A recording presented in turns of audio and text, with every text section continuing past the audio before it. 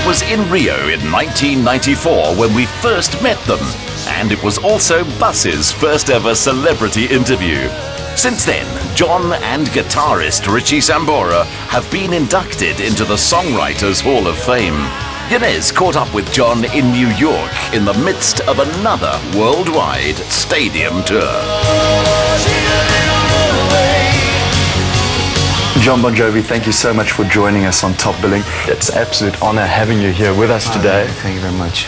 Bon Jovi was formed in 1983 in New Jersey. In just 3 years, you guys achieved global success. How did that all come about? You attribute any true success to writing a song. You know, the way I got a record deal was writing Runaway. I didn't have a band, I didn't have a manager, I didn't have anything. And I was so desperate at the time because nobody was taking any notice that I did the crazy thing at the time, which was I went to a radio station and knocked on the door. I said, I have a tape. I think it's great. No one else will return my phone call. And the DJ actually listened to it, put it on the radio in New York City. So I realized then and there, it's about a song. You know, without that, you have nothing. And then you have to do it again and again and again. It's my life, it's now or never. I ain't gonna live forever. I just wanna live my life. I believe you were given your first guitar at the age of 7 years old. Did you always know then that you wanted to become a rock star? Well, I think like any, young teenage boy, you start to find girls and guitars at the same time, and, I did. Not at 7, but at 13. There was a man who moved in across the street from my parents' home, and he was sort of like that cool guy, He was much younger than my parents, but older than me, young family man. And he played in a band. Played in what I thought was a band. But God bless him, because when I sat down with him, instead of like the guy that's saying, play this scale, boing, boing, boing, boing, boing, boing, boing, this guy went, hey, there's this song, it's called House of the Rising Sun. It was covered by the Animals, and here's how it goes, And you're like, this is going to be fun. And fortunately for me, he took an interest in me and taught me enough, to understand song structure and, why you played these chords around a song.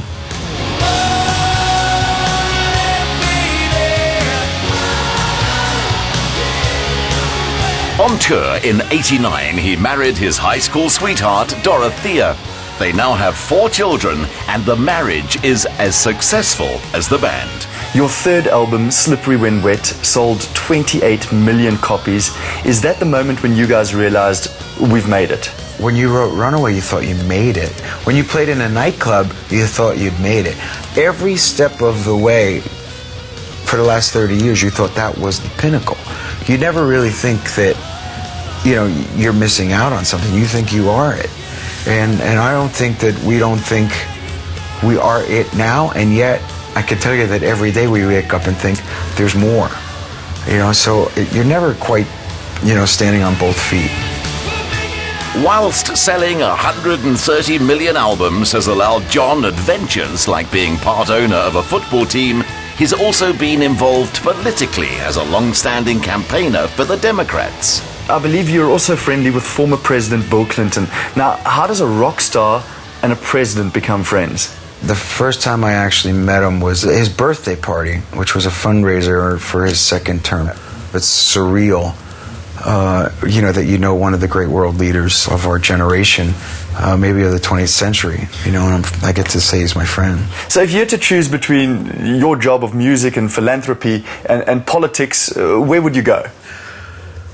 After he had gotten out of office, just shortly after, he was invited to go to a horse race, and he asked Dorothy and I to come along. And then there was only 2 other people on this private airplane. We're flying down, and there was the host and this lady, and my wife and I, and the president. And the guy's asking us a lot of questions, and he finally asked that question. He says, whose job is better, yours or yours, Mr. President? And I said, can I answer that? And President Clinton says, yeah, you can. I says, mine. He says, why do you say that? I says, because I got to keep the house and the airplane. It's a good answer that way.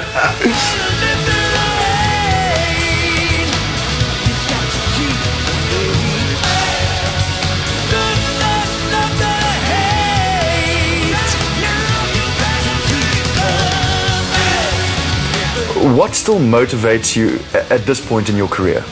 Chasing the song. It's the elusive magic chord. Every time you write a song, you think, this is the one. This is the one that's going to cement my, career. I need this one. And nothing more. The idea of going out on stage is third on my list. Writing, then recording, then touring. Touring is something you do when you think you got it right. They must have it pretty close to perfect. In 2 of the last 3 years, they've had the biggest grossing worldwide tour of any band out there. And in May, their Because We Can tour arrives in South Africa. This question I simply have to ask you. It comes from all our Twitter followers in South Africa. Firstly, how do you maintain your hair? Hundreds of people tweeting me. Ask him that question. He still has his hair. Yeah. He still has his hair. It still looks great. And let's be honest, you don't look 50. Well, you're kind, but I feel 50. Believe me, I feel 60. The Rolling Stones are my gauge of greatness. And until they lay it down and say, okay, we're done, I don't know where the end zone is. I don't know where the goal line is. And son of a gun, it's getting harder to chase them, and they're 20 years older. It takes its toll. It does. It takes its toll. John, lastly, what can South African fans expect from your Because We Can tour, which is coming to South Africa? For those who have never seen us before, there's a lot of songs you know. We play them all. If you come to Joburg or Cape Town, you're going to see 2 different shows. We built a reputation on being a live band. There's a reason why we're still here after all these years, because our reputation was built on that. So as we get ready to gear up again, I go kicking and screaming. I don't have any peace until after the first night. Between now and then, I'm like, I don't want to do this anymore. I quit. I don't quit. And that's just the way it is. But when you come to Joburg or Cape Town, you'll see that it's a give and take, with us in the audience. And the more they give, the more we give back. If you haven't yet booked, Bon Jovi rock the Mother City May 7th and Joburg May 11th.